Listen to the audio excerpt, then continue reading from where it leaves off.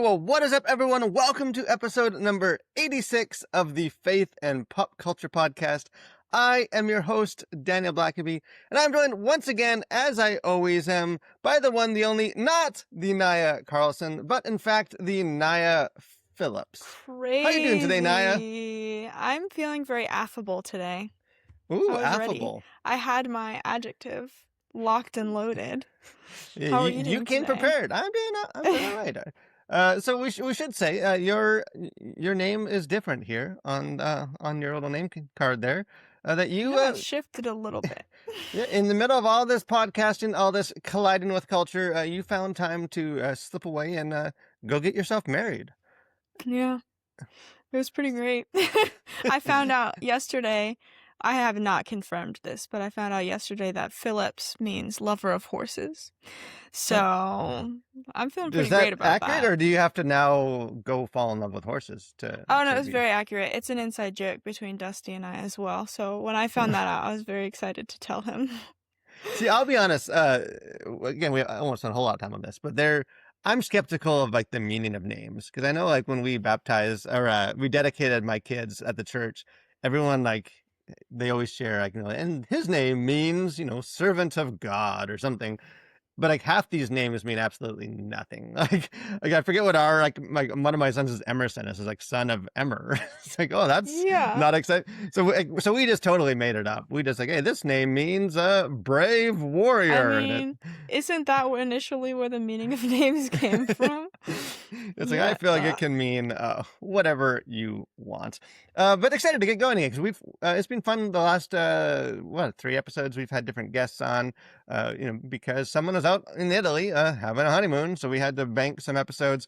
So excited to get back, see how Nyah Phillips is at Colliding with Culture. We know how Nyah Carlson is, so I don't know if we're hoping for the upgrade or we'll see. We'll see how is it a step up or a step down. Well, I'll give my review at the end. But there's some stuff. Some weighty, meaty, chewy material for us to get into this week. And the main thing is we are going to get into, I know it's kind of still ongoing, but because you were off and we were banking some episodes with some interviews, we haven't had a chance to wade into the whole, the Odyssey controversy and the Oscars diversity and all that kind of stuff. And I have some thoughts on that. I think that's an important conversation for Christians to have. And one I think personally is not always focused in the right areas, so we're definitely going to get into that, but before we do need to catch up on just some stuff going on in culture, anything that we have noticed. I will say again, because we haven't recorded one of these in real time for a couple of weeks. So I've had the chance to see a couple of different movies the last couple of weeks, including The Mandalorian and Grogu, and the Breadwinner, the Nate Bargatze, sort of his cinematic debut. Just last week, and we can maybe link the reviews for those. Neither of them are all that great at movies, to be quite honest with you. I think maybe they will land with the target audience, but both very much, I don't know, I think focused on kind of nostalgia and the past and trying to sort of give people exactly what they want more than just giving them a good movie. So encourage anyone to go check out if you haven't seen my reviews for both of those movies. I also, which I can't give my review for, I have seen the Young Washington movie and a couple other things coming up. So stay tuned for some of my thoughts as soon as I'm allowed to share some of those on the podcast. What have you seen? I know you've been, you've been all busy honeymooning and getting married and all that stuff, but what have you seen going on? Anything stand out to you in culture these last couple weeks? Yeah. A couple of things. The first thing, Dusty and I saw the Backrooms movie with a couple of friends last Friday. Have you seen I know you haven't seen the movie, but have you seen the original video? No. Oh. Do you know about it? No, my kids do, though. Oh. Or they? How do they know about it and you know about the Backrooms? I don't know if they've seen... they seem to know something about it. Yeah, it's real freaky. Yeah, was the movie good? It was really good. It was really well done, and I'm not a big horror movie person. I loved this one. I could tell that it was really good, really well done, and I could not sleep. I like genuinely could not sleep the night after we watched it. But it's like the original Backrooms was made by Kane Parsons on YouTube. And he's 20 years old now. I think the original was in 2017. But it's just so impressive. He taught himself basically how to do, I don't know if it's CGI or something, but the entire thing is like CGI filmed on like this old like 90s camcorder, like first person POV, just going through the back rooms, which is this liminal space with like buzzing, like gross lights and yellow wallpaper, and this creature is in there that you don't know what it is. So it's very good. I would highly recommend it. But it was really funny. People had been posting that they were going to see the Backrooms, and they were posting where they were seeing it. They were like, "I'm in an abandoned mall. I'm in this creepy theater," to get the most authentic watching experience.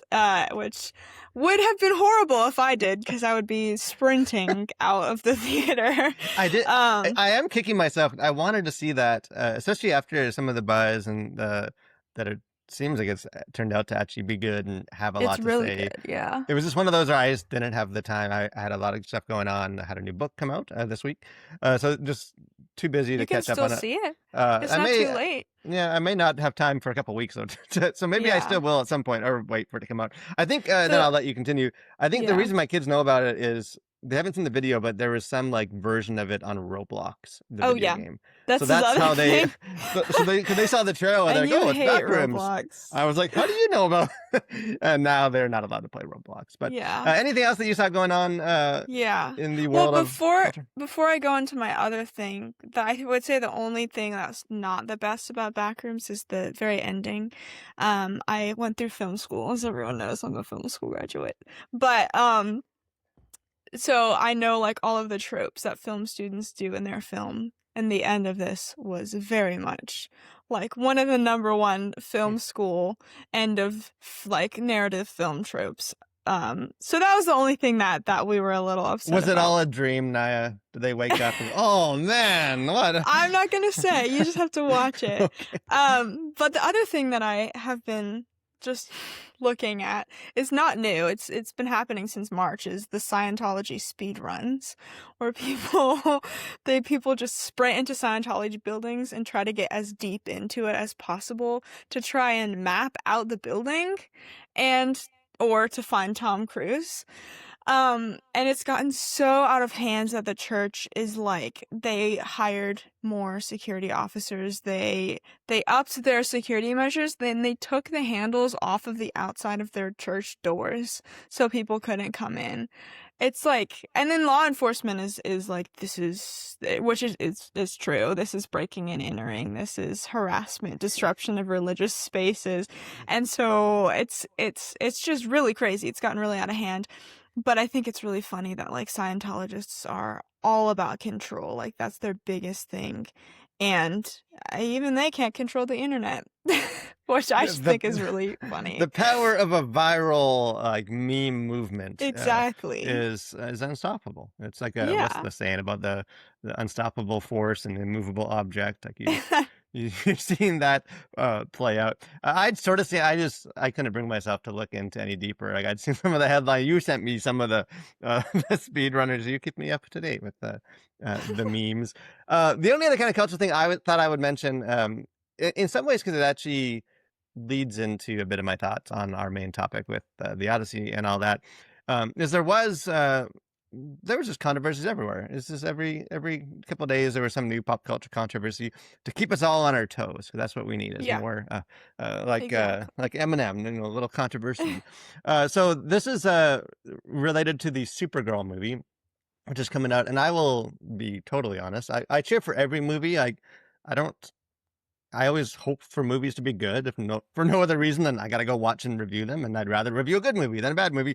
But Supergirl is like very low on my list of movies I'm looking forward. Like nothing about this movie so far. Like there's a dog in it. Other than the dog, because the dog was awesome in the Superman movie, and the whole plot of like it revolving seemingly around saving this dog as a dog person, I was like, okay, I can get on board with that.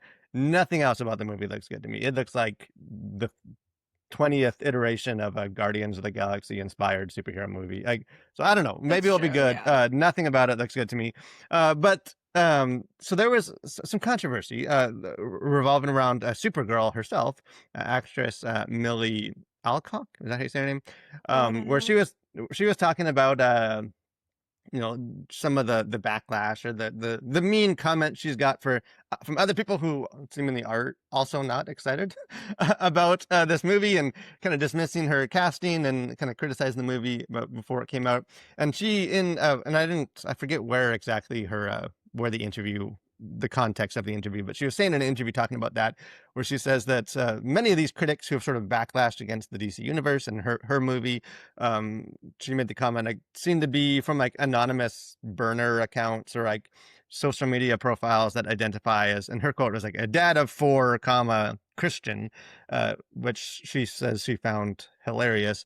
And of course that's kind of blew up, and you know, you got the the increased backlash of, you know, Millie Alcock, you know, criticizes, you know, throws all Christian dads under the bus, and you know, the DC hates Christians and all this stuff. And I don't know. Here's my take on it. And I don't know if you even were followed I that didn't know controversy. about this, You were no. blissfully in Italy, stepping out of it.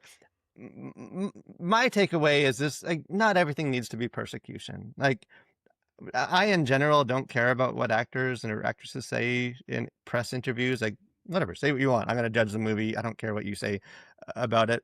I think like her point seems to be clear. Like, her point is just a lot of this criticism and like the outrage comes from sort of like, she's trying to make a point on just people say things on social media that they probably wouldn't in real life. Like, you have sort of, you know, family man, these Christians, these people on social media, and then they're saying like horrible stuff, you know, on social media. And like, I think that's a valid point. Mhm. I think that is true. I've seen a lot of that, of these types. I don't think she was like pinpointing like every Christian dad is some bigot that hates women and hates superhero movies. Like, I don't think anyone took it that way, or anyone like, I don't know. Like, I think people understood her point. It seemed to me to be easy fodder to have some outrage, some persecution of, see, Hollywood hates Christians, and you know, they don't want Christians to go to their movies, and they're all this or that. And I don't know. I think it's all stupid. Like, I think we need to, even if she did mean it, which I don't think she meant it that way, I think Christians need to have thicker skin and just not care. Mhm. That's sort of Yeah. my takeaway for that. Is I think we just, I don't know. I think we're so knee jerk to embrace any sort of, you know, to fit the narrative that Hollywood hates Christians. And, you know, see, here it is again. I stand, you know, my point seems proven. So I don't know. I don't think it's gonna. I think it's sort of a nothing controversy. I think the movie's still going to probably be bad, but not because the actress seems to hate Christians. Did you have anything else, or should we move to the? No, let's move on. So Let's I thought get I would. rolling. Yeah, let's get, because that, in some ways, that I think does set the context for sort Mhm. of some of my thoughts when it comes to sort of this whole the Odyssey, Christopher Nolan. When does that come out? Is that July? Uh, July. Oh, July actually, I some. think that they moved it. Like, I don't know Um, if it was earlier. I'll look. You keep Yeah, talking. so it's in like the next. I mean, within the next. It's like a summer movie. It's a summer July blockbuster movie. 17th. Yeah. Okay, so mid July, and it Mhm. is probably one of the most. Even before some of the like the conversation, the discourse around it was. I think when we did our at the start of the year, I can't remember. I didn't go back. When we did our like most anticipated movies, I feel like it was either both of our number one, or It was definitely in it the was at top least 5 both in for our both of top five. us. We both had that, and I think most people would say, you know, obviously you have Christopher Nolan, who is one of the biggest directors going. You have a big epic scale movie. He's never really done a movie like this. You have the Odyssey story, like one of the most you know, influential writings ever done, that Homer wrote. So many things were sort of aligned to like, whether it was good or not, it was a movie that a lot of people were going to be Mhm. anticipating and wanting to see. So definitely a lot of attention on the movie, and a lot of, I think, increased like scrutiny of like when the trailers came out. Which I'll be honest, I think we sort of talked about this off screen the other day. I haven't been super impressed with the trailers. I don't know. I think you're maybe more. I I think know. I I still. don't. Why aren't you impressed with them? I think it looks great, Yeah, I think personally. that's maybe why I'm not. I think it looks great in some way, other than it's just like so dark, and it's just like Well, that's that's just, classic Nolan, yeah, though. and it's like that maybe works for like the Batman or something, but the idea of like Greece, like the Mediterranean, and it looks like they're in like Gotham City, like this is all dark and moody, and But it I is don't an know. epic. It is an epic tale. So I feel Yeah, but it like, doesn't look epic. To me, epic is like really? blue sky, the big, like Lord of the Rings epic, like adventure I think, epic. This is yeah, like grim. It's all dark and you can't see.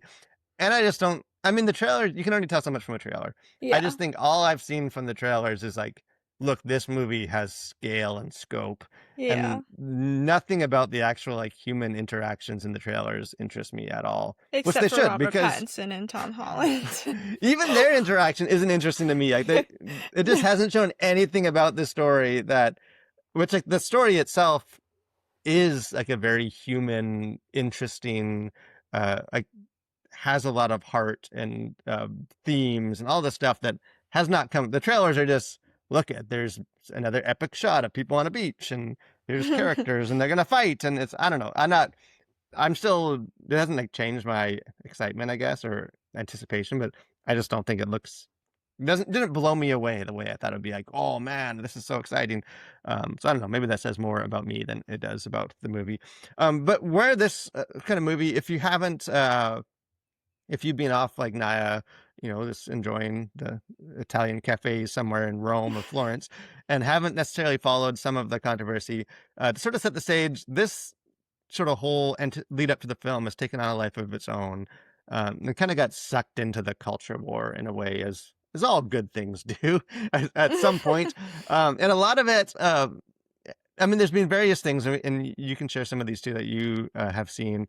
But I feel like the biggest ones, like the things that have made this controversy or controversial, relates to the casting. hmm Some like there's been some with like the armor, like the I know It's, yeah. I feel like your like number one criteria is always like the accents. Like I feel like whenever Why people do aren't they have American accents? They're literally Greek. How does that? And okay, I'm gonna go on a tangent really quick. Why in Les Mis are they all British? They're literally in France in the French Revolution.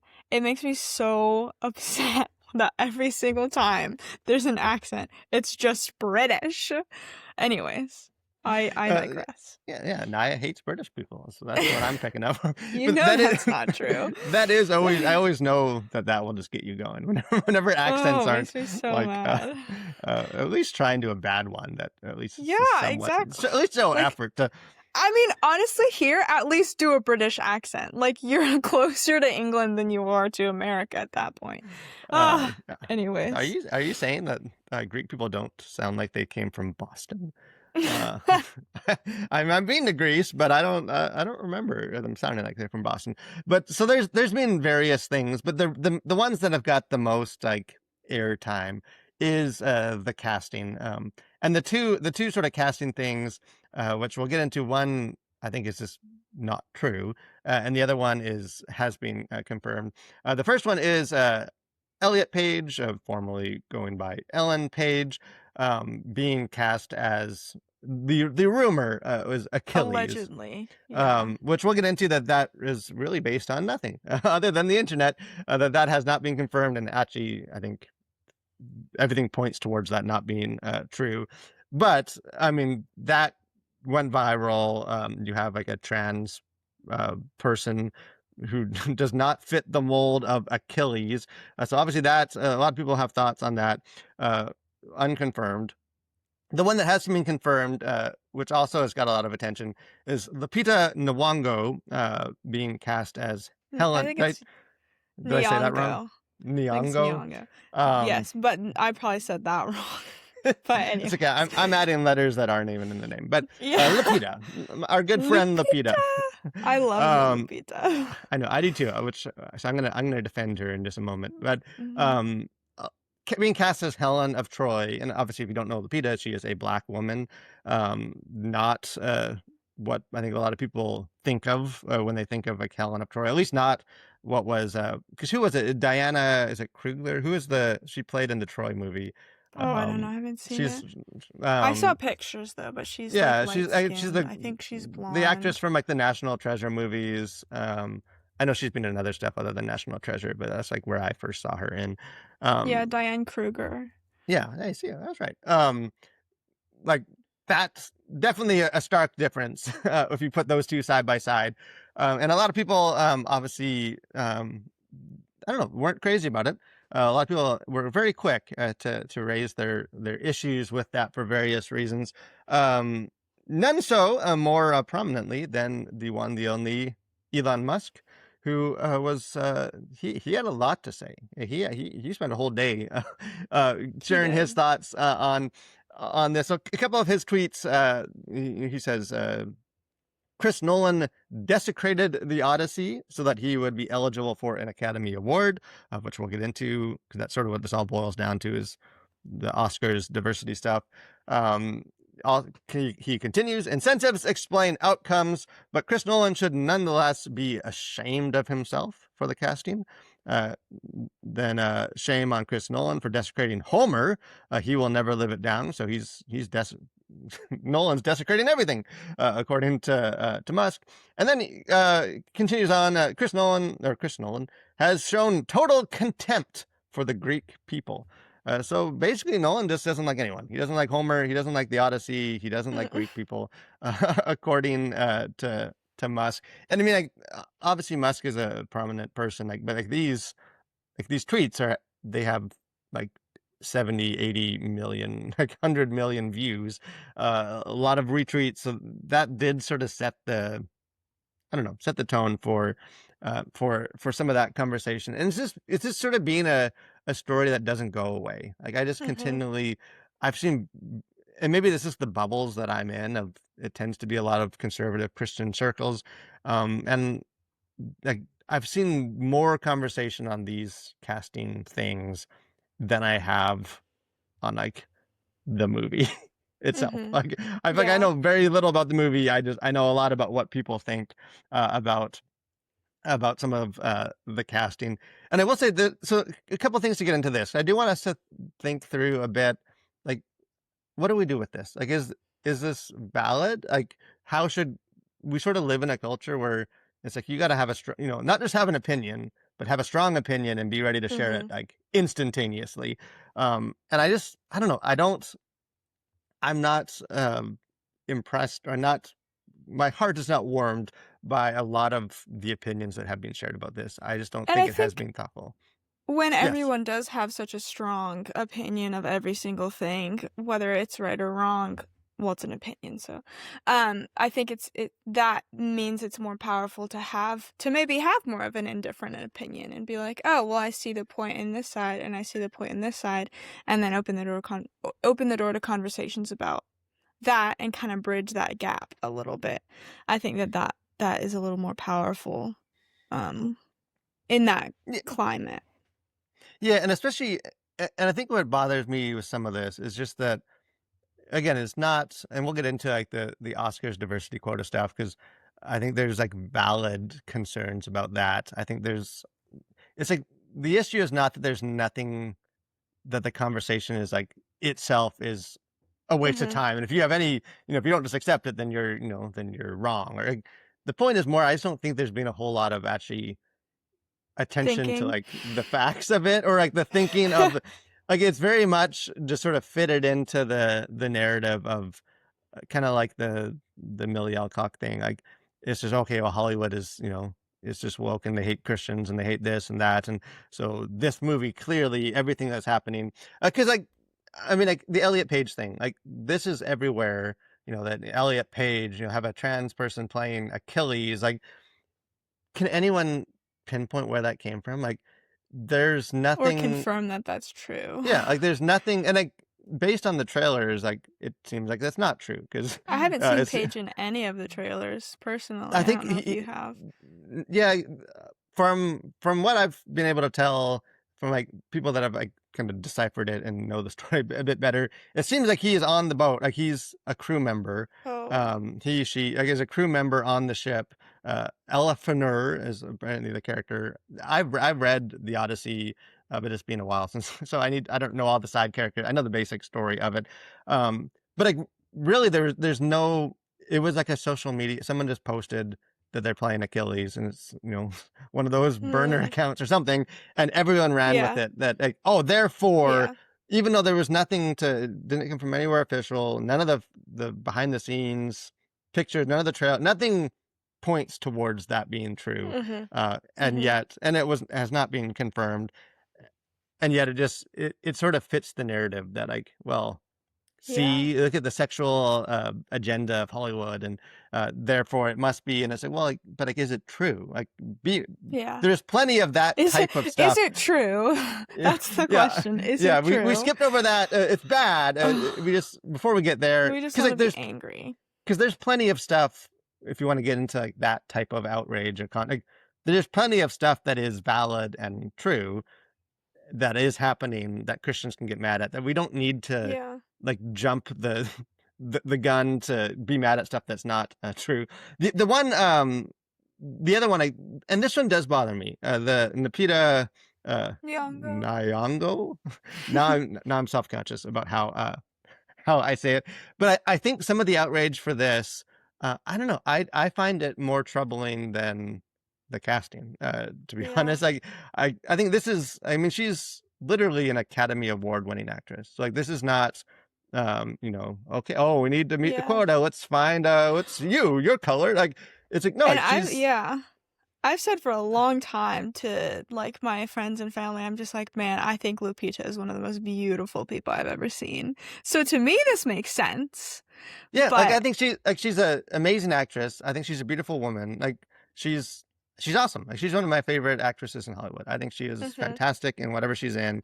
Um, I feel like to sort of frame this as some sort of like DEI downgrade, that like, oh well, clearly they're sacrificing the quality of the movie because they have to bring in this beautiful award-winning actress, but she's not white. Like, I don't know. I Well, find that and you read the conf- Odyssey, right?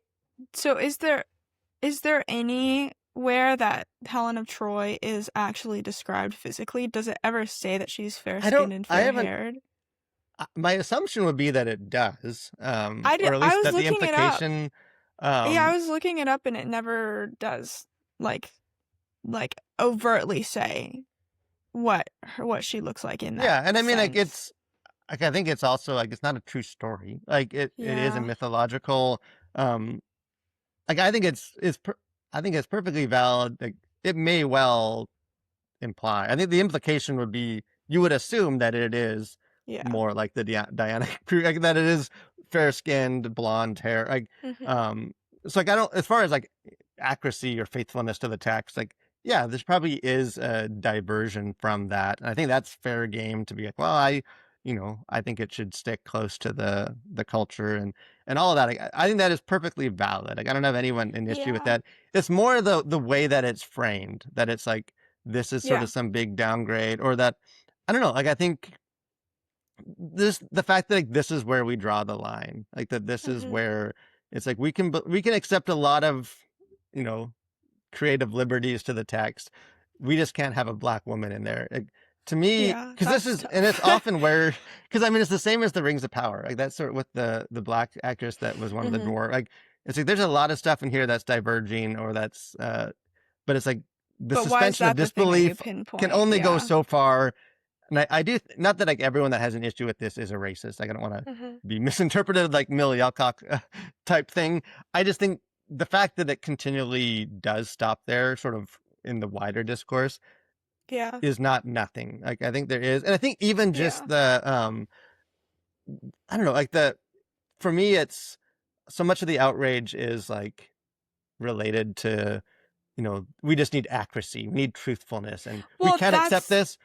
yeah, I We think that's the big thing cuz that's what Nolan is all huge about. And there's not a single person of Greek ancestry in the main cast either. So there was an open letter released by a Greek newspaper, just like kind of being like we're still here, we still exist, we didn't stop with the age of the myth.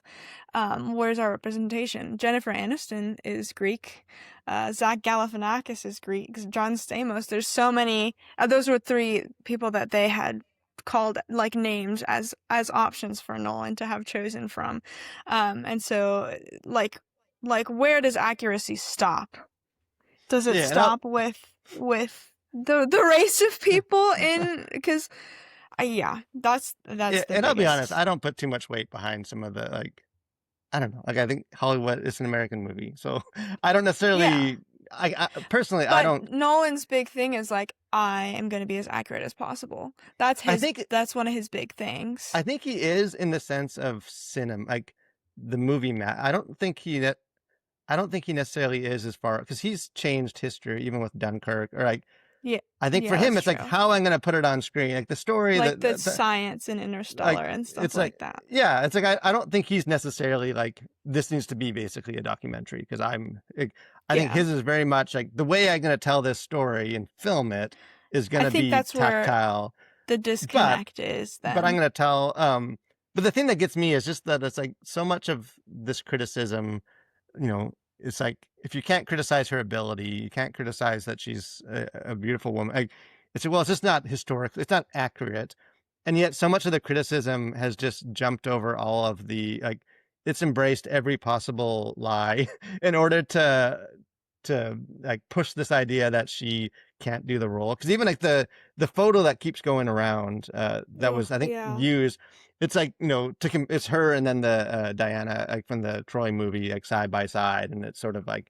see, she's But it's this is her. the downgrade, but it's her, and it was presented as here is Helen of Troy, on set, Lupita, which is not. It's a photo from 12 Years a Slave, Yeah. where like, you know what, I think a slave and Helen of Troy have different cosmetic, like it's, of course she doesn't look glamorous, like she's not playing Helen of Troy in that picture, and I think Yeah. And it's that's like the picture you chose to compare them. yeah, and that's That's the picture pretty that like messed up. that keeps getting passed around. And it's like I thought the whole issue with this was that like we just we're deeply troubled by the by the accuracy. We just need truthfulness, and yet we Is just Diane easily Kruger? yeah, it's like we She's just easily German. embrace. Yeah, I mean she's not like whatever it is. It's gonna be like the I don't know, that's sort of what I mean as far as like where the suspension of disbelief ends tends to always be in the same couple places, and I feel like that is problematic.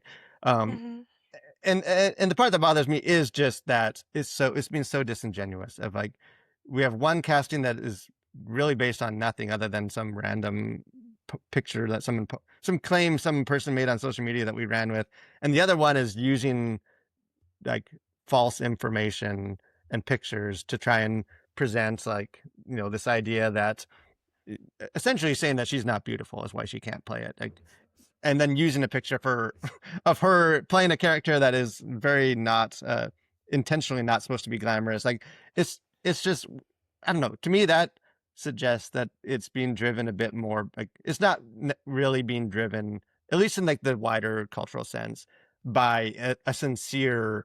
I just deeply care about Homer's, the Odyssey and the accuracy of the story.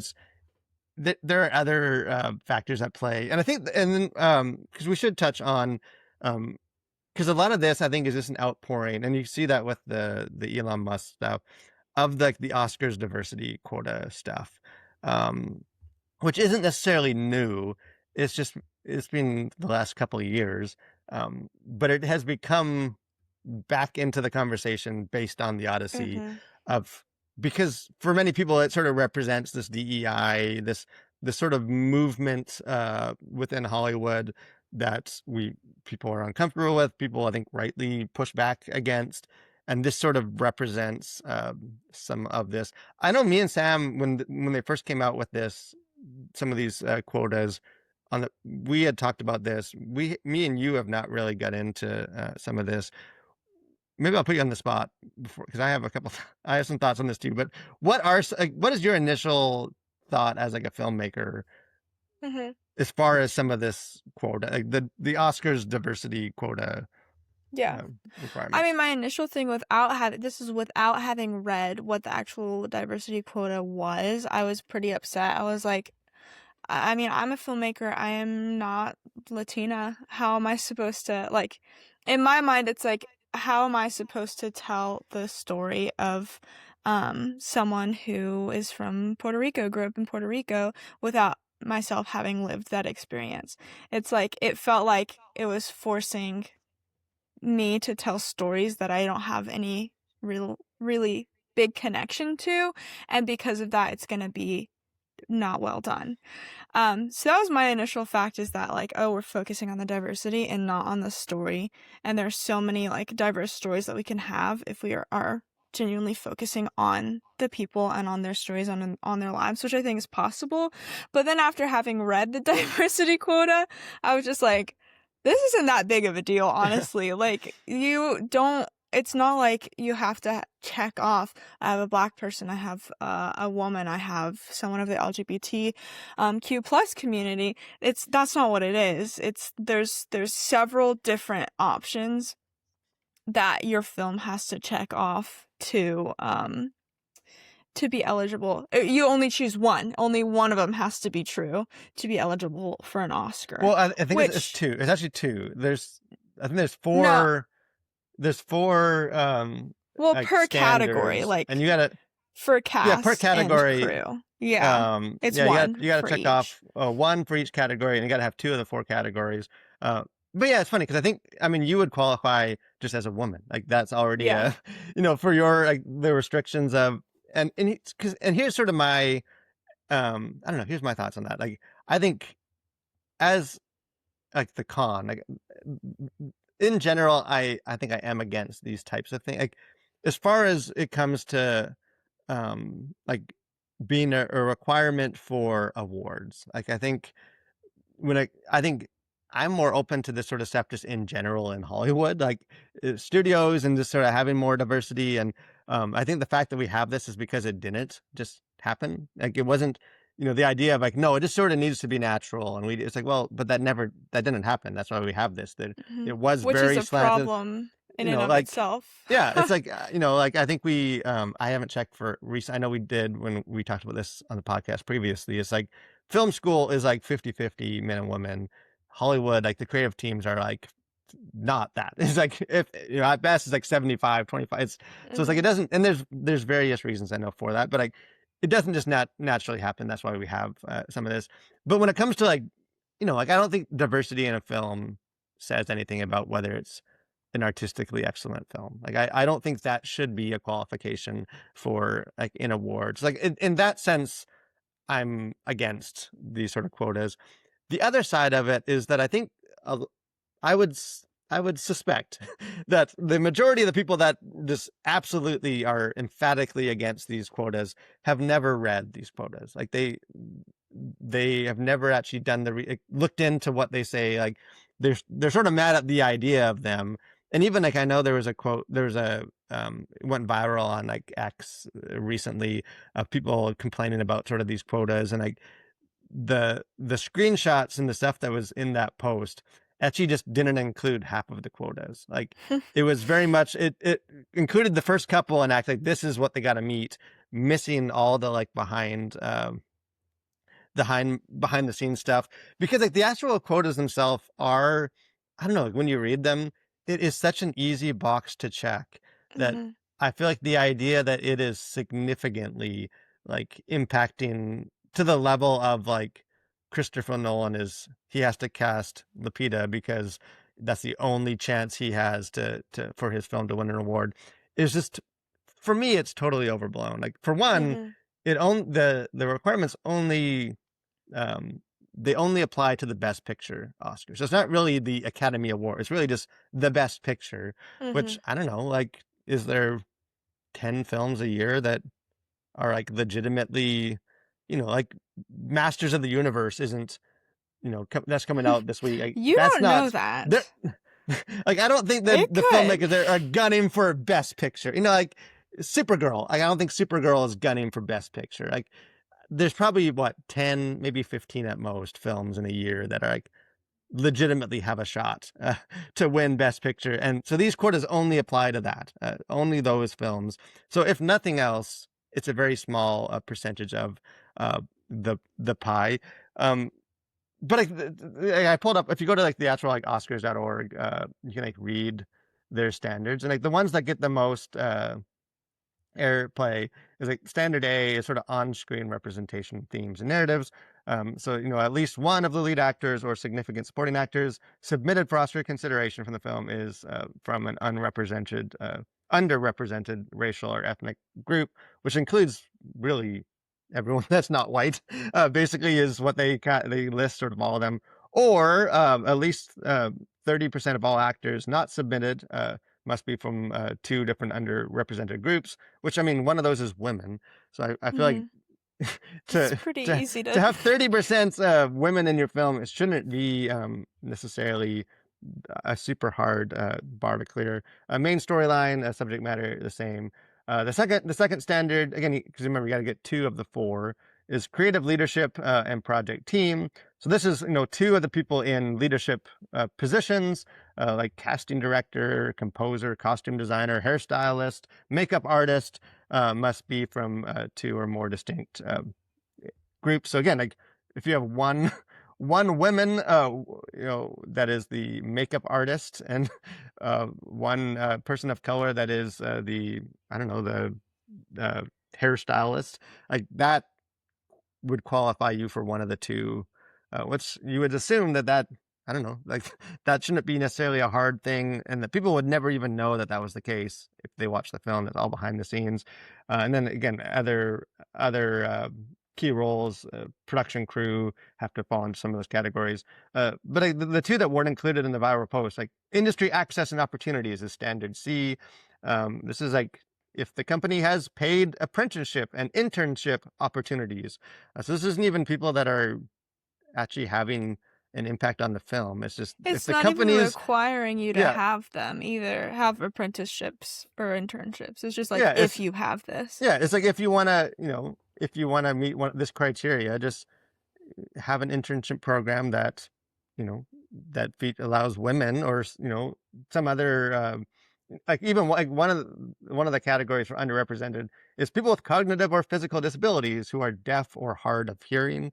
Like my wife, she has hearing aids. Like she's not deaf, but she's hard of hearing. She would qualify as if there was an internship and she was able to like you know, mirror the hairstylist, she would qualify under multiple categories as a woman and someone hard of hearing. Training development of skills, and then the last one is standard D, is like audience development. So this is like marketing, publicity, distribution. Um, so yeah, like most of these things are if you want to call them boxes, you got to check. Like that can be checked off screen very easily, Mhm. and probably should be anyways. Like if if you got to scramble to get like 30% women on your crew, like then that might be a you problem. Like Yeah. that shouldn't be, oh no, we can't make, this the Academy Awards are gonna restrict our ability to make a good movie because, we got 90% men and now we gotta have, whatever, 60% men on our crew. And, that's, or we're all white and now we gotta have more, like it's not a hard bar to clear. Like it Mm-mm. is sort of my point. And like I think because people don't know the criteria, it's like, well, to win an Oscar, you got to make a central character like Helen of Troy as Mhm. cast a black actress, because otherwise you cannot, because of the Oscars are making you. And it's like, no, like I don't think that was, you know, at all Nolan's reasoning. Like I think his reason is probably that he thinks she's a good actress and he thinks she's good for the role, and maybe he personally wants to just have a represent more diversity in the cast. Like I don't think it was okay. Well, I got to do it because if I want to win best film, like they're easy. Go hire a hairstylist that has hearing aids, and you check this as many boxes as hiring the PETA for. So like I don't know. Like I think even like the, like I think casting a Greek person would have checked the box too. Like, Mm-hmm. I think that would be considered, like, kind of Mediterranean would qualify. So I don't know. I think the fact that this has become such a big issue to me, when it really isn't as nearly as influential as it is sort of alleged to be, suggests to me that, like, a lot of the either it's just sort of unawareness, like well intentioned. We just, oh, I thought it meant more than it did, and now that like, or it's just being driven by stuff that I think is more problematic than having Helen of Troy not be white. Like, I think there is being driven by culture war stuff, racism, I don't know, whatever it is, fear of sort of these bigger narratives. So maybe the last thing we can kind of get into for some of this is just the question of, like, what does that sort of mean for Christians, though? Because I think a lot of this, even by Christians that I've seen, like, a lot of the pushback for it, or you can maybe say the pushing for it as well, like, it seems like it's been driven more by, like, politics or culture war narratives or social preferences or whatever it is. I haven't seen a whole lot of Christians be like, like, as a Christian, how should I, like, I've seen as a conservative or as a Republican or as a Democrat or as a American or as a whatever, I'm against this because, or as a filmmaker or like as an actor, like, I've seen a lot of other kind of identities that have come into play. I haven't seen a lot of people be like, hey, as a Christian, is it, should I care? Or if I should care, how should I care about something like Lupita being cast as Helen of Troy, or um, is it indifferent? I have a couple things to add to that, but I don't know. What are your, like? Because you've checked some of those boxes. I know you can approach this as like a I've checked filmmaker. some. You've What'd checked you some of say? our. You're our the faith and pop culture. You checked our diversity quota as having a woman on here. We had to kick Sam out and bring you on. No, that is not true. But I know you can approach this as like just a film. Something that makes art. Restrictions are always bad, or at least that's the general mindset tends to be. But also you're a Christian. Like, what are some of your thoughts just on sort of a Christian approach to things like the Oscar diversity quota? Yeah, I mean, I agree. I think it's not as big as a problem as we think it could be. I think it might be an opportunity just to um honestly celebrate like the diversity that God did create. Like we have the opportunity to see Lupita, who is a Kenyan Mexican actress, on like, oh, I dropped something. On who's a Kenyan Mexican actress on probably the biggest film of the year. Like, that's pretty cool that we get to see her and that represented. So I think, yeah, I just think it's an opportunity to recognize all of the diversity that God has created, and just to celebrate that, and um to have that conversation with each other instead of being like, I don't know. There's a lot of thoughts tumbling around in my head, but Yeah, the summary is that it's not yeah, and I that big think, of a and I deal. mean, even this the chance to see an Academy Award caliber actress, like, regardless of where Mhm. she was from. I think Yeah. that's, as someone that likes movies like that, I'm excited to see her in movies, and will be excited to see her in this. Like, two of the verses that I sort of were drawn to as far as this conversation, Matthew 22 37, obviously the great commandments. When Jesus is asked, love your God with all your heart, all your soul, with all your mind. This is the first and greatest commandment, and the second is like it: love your neighbor as yourself. And I don't know, for me, that's the, like, I don't think there really is a hard line. Like, the Christian approach to this issue is to think, like, I think there's room for diversity of thought, and when it comes to, Mhm. and there are different factors, and not all situations like this, like, I think if Elliot Page was Achilles, like, to me that is a different category than Helen of Troy being Lupita. Like, I think that is being driven by something else that is very intentional, as opposed to what I don't think is. Um, so for me, I think that wherever you fall on the issue, like, for me, I think the guiding question should not be driven by politics or culture war or narrative. Like, it's just like, what would loving my neighbor look like in this area? Like, what is it as a Christian, like, when it comes to things like diversity, like, is it necessarily like a moral theological issue, I don't know. I think you could make a case for it. I think you could also make a case that it is more of a social issue either way. But I don't know. Like I think Christians like the idea of having more diversity in Hollywood are we should start from a place of as Christians that is actually a good thing. Mm-hmm. Like not that can't be abused and there's going to be cases of pushing sexual agendas because of that or pushing other things because of that. But I think the starting point should be like that's good. Like because the other verse that I love is like Revelation 7:9, where just like the vision of like heaven, sort of like the ideal kind of community looks like in heaven, where John's talking and says, after this I looked, and behold, a great multitude that no one could number, from every nation, from all tribes and people and languages, standing before the throne and before the Lamb, clothed in white clothes, and palm branches in their hands. And just this idea that like heaven is gonna be the most diverse collection of people ever assembled. Like that is sort of the theological ideal for what God is, that we're united over, obviously worshiping God is different than making a movie about Homer, so the Odyssey, but like that is sort of what we should strive for. Like I think churches should be diverse. I think our communities should be diverse.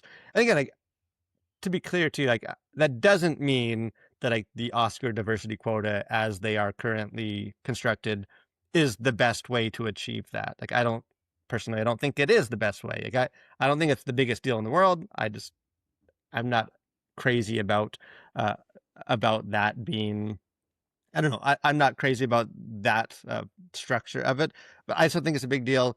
So I don't know. For me, that's where I sort of land on some of this. That I think some of our, like we should want that, and I think some of our initial knee jerk pushback towards it, I think can reflect concerning things about ourselves. Like I think the idea that like you often see that like any sort of, I don't know, like any minority person is purely a DEI hire, and that is clearly like a downgrade. Like the idea that to have 30% woman on a production crew is automatically to like settle for less quality in a film than it could, like that we're restricting filmmakers, or that to have Lupita in a film and the fact that she's not white means she can't be beautiful enough to play Troy. Like that's the kind of stuff that I think if Christians are going to be mad at anything, like start with that and Yeah. then move to some of the specifics. And again, none of us have seen the movie too, so like a lot of these like someone like Musk has a lot of strong thoughts about the character and intentions of Christopher Nolan based on a film that he has not seen. So I don't know, do you have any final thoughts on just the some of that? Like Mm, I think I it's a good agree. conversation to have. It's a good Yeah. conversation. I think Christians should have it. I just, and again, I'm fine with people disagreeing with my take on it. I just think start from a place of actually like, if we care about accuracy and truthfulness, like start there and actually look at what is driving some of this and then have those conversations, but filter that through the question of like, what does it mean to be a Christian that loves his neighbor, as opposed to how does this fit into my preferred narratives about culture.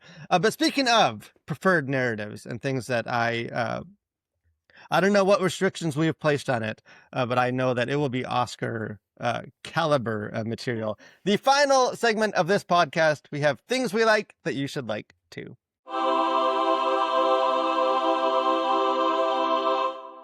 So, Miss Nyah Phillips, this is your first chance. I'm curious if Oh your no. if your preferences for things you like have been elevated now that you're married and have changed your name. So, what is the thing that people should like, or that you like that they should like too? You're really gonna be mad at this one, I just know. Oh no, Let me preface this. This is something that's never a that good sign. is a very unique experience. You can't get anywhere else than this one specific place. Um, you'll probably get it when you're half asleep, so that makes it even more magical, and you're half starving. But mine is airplane food, specifically on Delta. I just, to me, that signals, that you're on an adventure. you're going somewhere super exciting, and this food is at the beginning of it. It's kind of the start of that adventure, or it means that you're coming back home and it's the start of a period of beautiful rest.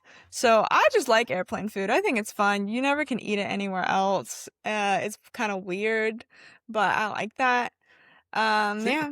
So go see ahead, tear into me. this may surprise you, but I am in fact on board with this one. My Whoa. my issue though is that I'm guessing you must have had airplane food flying to Italy, because Yes, and back. um like I'm all for airplane food.